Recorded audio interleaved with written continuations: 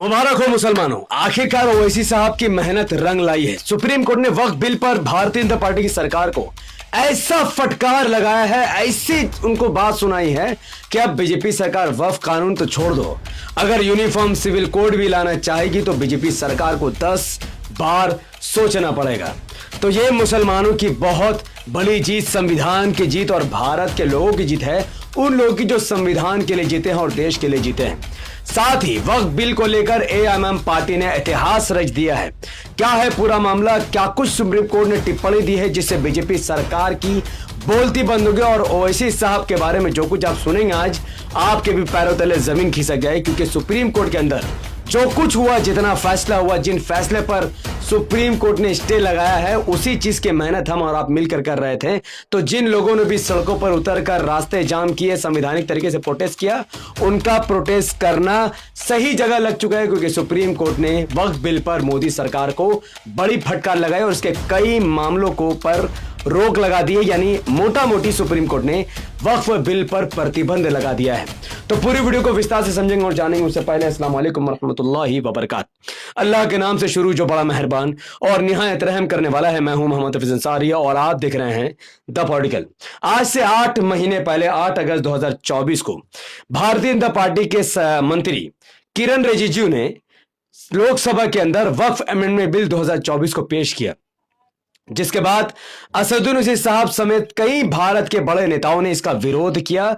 जिसके बाद भारतीय जनता पार्टी ने इस बिल को वापस नहीं लिया, बल्कि इसमें और ज्यादा सुझाव जोड़ने के लिए, मुसलमानों को जो आपत्ति है वो सुनने के लिए ज्वाइंट पार्लियामेंट कमेटी बनाकर उसे वहां पर भेज दिया। 8 महीने तक वहां पर भी मीटिंग चलते रही, और जैसे ही रमजान के महीने में ओवैसी साहब को पता चला कि भारतीय जनता पार्टी की सरकार इस बिल को बिना किसी सुझाव के लोकसभा में लाकर पेश करने वाली और उसे पास करने वाली है, तो ओवैसी साहब ने अपना काम शुरू कर दिया। असदुद्दीन ओवैसी साहब ने सबसे पहले रमजान के महीने में दिल्ली में 17 मार्च 2025 को दिल्ली में धरना दिया और साफ तौर पर देश को बताया कि यह बिल संविधान के खिलाफ है और यह हिंदू और मुसलमान सबको साथ आना पड़ेगा। 28 मार्च 2025 वो दिन जब एआईएमआईएम ने इतिहास रच दिया। भारत में एमआईएम एकमात्र ऐसी पार्टी थी जिसने खुलकर वक्फ बिल का विरोध किया और रास्ते पर धरना प्रदर्शन किया। एमआईएम के अलावा दूसरी कोई पार्टी भारत में ऐसी नहीं थी जिसने वक्फ बिल के खिलाफ विरोध किया, और यह विरोध वेस्ट बंगाल एएमआईएम की टीम ने कोलकाता के राजा बाजार की सरजमीन में किया। उसके बाद 2 अप्रैल 2025 को यह बिल भारतीय जनता पार्टी की सरकार पार्लियामेंट में पेश करती है, और इस बिल के पास होने से पहले ही असदुद्दीन ओवैसी साहब ने इस बिल को फाड़ दिया, यह कहते हुए कि यह संविधान के खिलाफ है, यह देश के खिलाफ है। फिर 3 अप्रैल 2025 को यह बिल लोकसभा से पास कर दिया गया, और जैसे ही यह बिल पास होता है, फिर से एमआईएम ने इतिहास रचा। एमआईएम भारत की पहले ऐसी पार्टी बनी जिसने बिल पास होने से पहले भी विरोध किया, और बिल पास होने के बाद भी हमने विरोध किया। वेस्ट बंगाल के कोलकाता के राजा बाजार की सरजमीन पर ममता बनर्जी के पुलिस से लोहा लेते हुए हम लोगों ने इस बिल के खिलाफ विरोध किया, एहतजाज किया, और एमआईएम के झंडे तले भारत के संविधान के आईन की को देखते हुए हम लोगों ने विरोध किया।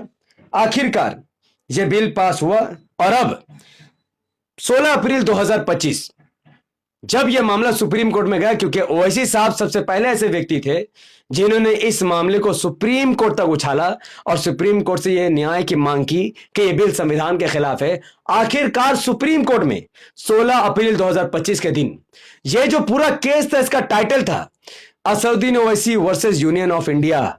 मतलब ये जो फैसला चल रहा है, ये जो केस चल रहा है, इस केस का नाम है ओवैसी बनाम भारतीय जनता पार्टी की सरकार, और ये ओवैसी साहब और एमआईएम के चाहने वालों के लिए बहुत बड़ी उपलब्धि थी। 16 तारीख को जो कुछ भी सुनवाई हुई, 16 तारीख को भी बीजेपी को फटकार लगाई गई वक्फ बाय यूजर पर।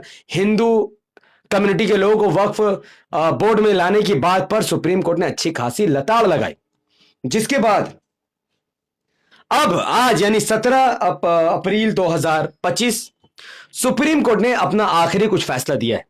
सबसे पहले तो सुप्रीम कोर्ट ने एक बहुत बड़ा फैसला दिया संविधान के मानने वालों के लिए, मुसलमानों के लिए और भारत के लोगों के लिए। एक बहुत बड़ी जीत थी कि 7 दिन के अंदर सुप्रीम कोर्ट ने भारतीय जनता पार्टी की सरकार से जवाब दाखिल करने को कहा है। सुप्रीम कोर्ट ने बीजेपी सरकार को लताड़ते हुए कहा है कि किस कानून के हिसाब से आपने यह कानून बनाया है, जबकि यह संविधान का आर्टिकल 14, 15, 25 और 26 का उल्लंघन करता है। उसे देखते हुए 7 दिन के अंदर भारतीय जनता पार्टी की सरकार अब सुप्रीम कोर्ट में अपना जवाब दाखिल करेगी और यह समझाने की कोशिश करेगी कि हमने कौन से आइन को तोड़ा और कौन से आइन को बचाया। और उन 7 दिनों तक भारतीय जनता पार्टी की सरकार वक्फ कानून, नए कानून को भारत में लागू नहीं कर सकती है। यह मुसलमानों की, संविधान की और भारत के लोगों की दूसरी सबसे बड़ी जीत थी। तीसरा सबसे बड़ी जीत, सुप्रीम कोर्ट ने साफ तौर से मना कर दिया कि कोई भी गैर मुस्लिम वक्फ बोर्ड के अंदर दाखिल नहीं होगा।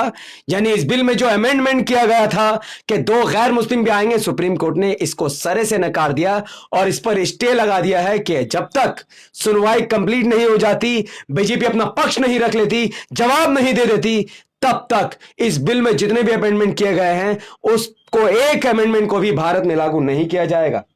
वक्फ बाय यूजर जो सबसे बड़ा सवाल था, हम लोगों ने जो सबसे बड़ी रैली की, हम लोगों ने लोगों को बताया, ओवैसी साहब ने जिस पर सबसे ज्यादा आवाज उठाई, वक्फ बाय यूजर यानी ऐसी वक्फ की संपत्ति जिसका कोई कागज या प्रमाण मुसलमानों के पास नहीं है, हजारों सालों से वो कब्रिस्तान है, मस्जिद है, मदरसा है, यतीमखाना है, खानका है, ऐसी जमीनों को भारतीय जनता पार्टी की सरकार नहीं हड़प सकती है, सरकार उस पर दावा नहीं ठोक सकती है। सुप्रीम कोर्ट ने साफ तरीके से बीजेपी को लताड़ लगाते हुए कहा वो वक्फ बाय यूजर थी, वो मुसलमानों की जमीन थी और वो मुसलमानों की ही जमीन रहेगी, वो वक्फ की रहेगी, उस पर कोई भी दावा नहीं ठोक सकता है।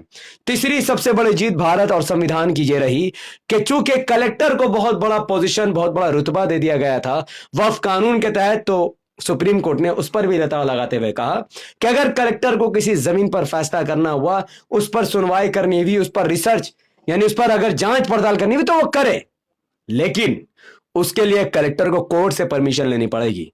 मुंह उठाकर कहना कि ये जमीन पर हम सर्च करवाना चाहते हैं, जांच बैठाना चाहते हैं, तो सुप्रीम कोर्ट को सबूत देना पड़ेगा कि आपके पास क्या सबूत है जिसके आधार पर आप 400-500 साल पुराने कब्रिस्तान और मस्जिद पर जांच बैठाना चाहते हैं। सुप्रीम कोर्ट परमिशन देगी तो कलेक्टर जांच करेगा, वरना कलेक्टर के पास ऐसी कोई पावर नहीं रहेगी कि वो विदाउट सुप्रीम कोर्ट के वहां पर जांच बैठा ले।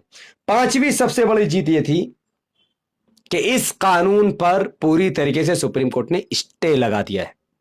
यानी अब ना कोई गैर मुस्लिम इसका मेंबर बनेगा, ना ही वक्फ बाय यूजर को यह सरकार छीनेगी और ना ही कलेक्टर को इतनी पावर मिलेगी। 7 दिन तक इस मामले यानी वक्फ नए कानून पर कोई भी भारत में लागू नहीं किया जाएगा और भारतीय जनता पार्टी की सरकार मुंह देखते रह गई। अब अगली सुनवाई 5 मई 2025 को होगी। तब सुप्रीम कोर्ट अपना आखिरी फैसला लेगा कि इस कानून के कुछ अमेंडमेंट को चेंज करना चाहिए या फिर पूरे वक्फ कानून को ही निराधार बताकर संविधान के खिलाफ घोषित कर देना चाहिए और इस कानून को सरे से ही मिटा देना चाहिए। यह बहुत बड़ी उपलब्धि थी। उन मुसलमानों के चेहरे को अल्लाह रोशन करेगा जिन्होंने अपने जिंदा होने का सबूत दिया, जिन्होंने हमारे साथ प्रोटेस्ट किया, जिन्होंने हमारे साथ सड़कों पर उतरे, जिन लोगों ने वक्फ के कानून के खिलाफ आवाज उठाई है, उन सबको बहुत बहुत बधाई हो। अब एक बहुत बड़ी चीज, ओवैसी साहब कल भी सुप्रीम कोर्ट में मौजूद थे, आज भी सुप्रीम कोर्ट में मौजूद है। ओवैसी साहब कौन है? एक पार्टी के अध्यक्ष हैं, एएमआईएम के अध्यक्ष हैं, जो संविधान और मुसलमानों की लड़ाई लड़ते हैं, जो देश के लिए आवाज उठाते हैं। सवाल मेरा यह है कि क्या वक्फ बचाने की जिम्मेदारी सिर्फ असदुद्दीन ओवैसी साहब की, या ये जिम्मेदारी राहुल गांधी की नहीं है? क्या ये जिम्मेदारी ममता बनर्जी की नहीं है? क्या ये जिम्मेदारी तेजस्वी यादव की नहीं? क्या ये जिम्मेदारी अखिलेश यादव या मायावती की नहीं है? क्या ये अरविंद केजरीवाल की नहीं है? क्या वक्फ बचाने को ठेका सिर्फ ओवैसी साहब ने ले रखा है? और ये जवाब है हाँ। वक्फ की जमीन से अगर किसी को सबसे ज्यादा फर्क पड़ा तो वो ओवैसी साहब को पड़ा। इसीलिए आज सुप्रीम कोर्ट के अंदर ओवैसी साहब मौजूद थे, लेकिन अन्य सेक्युलर पार्टी का कोई अता पता नहीं था, जिससे यह सिद्ध होता है कि ओवैसी साहब कोई बी टीम या एजेंट नहीं है। ओवैसी साहब मुखलिस भारत के एक बड़े दिग्गज नेता है, एक मुस्लिम नेता है, जो संविधान और वक्फ बचाने के लिए सुप्रीम कोर्ट के अंदर बैठे थे। बाकी किसी नेता का पता नहीं था। और जैसे ही सुप्रीम कोर्ट बाहर निकले, बड़े बड़े सुप्रीम कोर्ट के वकीलों ने उनको घेर लिया, उनकी सेल्फी लेने लगे, इज्जत अफसाई करने लगे। अरे ओ जाहिल मुसलमानों, जुम्मनों, देखो जिसे तुम बी टीम कहते हो, यानी ओवैसी साहब को सिर्फ वही बीजेपी का बी टीम आरएसएस का एजेंट कहता है जो जाहिल है, अनपढ़ है। लेकिन जो लोग पढ़े लिखे हैं, सुप्रीम कोर्ट के जो वकील हैं, वो पढ़े लिखा समाज ओवैसी साहब की इज्जत करता है, उनके लीडरशिप को तस्लीम करता है, उनसे मोहब्बत करता है। इल्जाम लगाना तो छोड़ो, उनके साथ सेल्फी लेता है। और ये गवाही, ये वीडियो गवाही है इस बात की कि पढ़ा लिखा समाज ओवैसी साहब के साथ है और जाहिल कट्टर समाज ओवैसी साहब के खिलाफ खड़ा है। तो ये बड़े बड़े कुछ बात थे कि ओवैसी साहब ने, माफ करना, सुप्रीम कोर्ट ने भारतीय जनता पार्टी की सरकार को लताड़ा, बहुत बुरी तरीके से लताड़ा। वक्फ बाय यूजर मुसलमानों को महफूज हो चुका है। कलेक्टर के जो पावर थे वो भी छीन लिए गए हैं, और जो गैर मुस्लिमों को वक्फ में लाना था वो भी सुप्रीम कोर्ट ने मना कर दिया है। अब 5 मई 2025 को आगे फैसला आना है। तब तक आज आप इस चैनल को सब्सक्राइब करके रखें ताकि जल्दी आप तक वीडियो पहुंच जाए। और हमारा कल यानी जुम्मा के दिन कोलकाता के 7 पॉइंट में एक ऑर्गेनाइजेशन की तरफ से वक्फ बिल के खिलाफ रैली है, वहां पर मैं मौजूद रहूंगा। 26 तारीख को all India Muslim personal law board की रैली है ब्रिगेड मैदान कोलकाता में, वहां पर भी मैं मौजूद रहूंगा इंशाल्लाह। और AIMIM भी एक रैली निकालने वाली है कोलकाता में, उसकी भी खबर जल्दी आपको मिल जाएगी इंशाल्लाह। इतना आपको याद रखना है कि जितने तीर भारतीय जनता पार्टी हिंदुत्व संगठन भारत संविधान और मुसलमानों पर बरसा रहे हैं, उस तीर को सिर्फ और सिर्फ अकेला ओवैसी साहब रोक रहा है, बाकी कोई नेता उसको रोकने के लिए नहीं आगे बढ़ रहा है। तो अगली बार जब वोट देने की बारी आए तो उसे उस ओवैसी साहब को वोट करना जो आपके लिए खड़ा है, बल्कि उन नेताओं को बिल्कुल वोट नहीं करना जिन्होंने ना ही कोई याचिका दायर की और ना वो सुप्रीम कोर्ट में मौजूद थे और ना ही उन्होंने पार्लियामेंट में वक्फ के खिलाफ कोई बयान दिया है। इस बातों को आपको ख्याल में रखने की जरूरत है। वीडियो को मैं खत्म करता हूं इस उम्मीद से कि इस वीडियो को आप लाइक, शेयर और कमेंट करेंगे ताकि ये वीडियो लाखों लोगों तक पहुंच जाए। बहुत बहुत शुक्रिया। मिलते हैं अगले वीडियो में। अस्सलाम वालेकुम व रहमतुल्लाहि व बरकातहू। मैं था मोहम्मद हफीज अंसारी और आप देख रहे थे यूट्यूब और फेसबुक चैनल द पॉलिटिकल।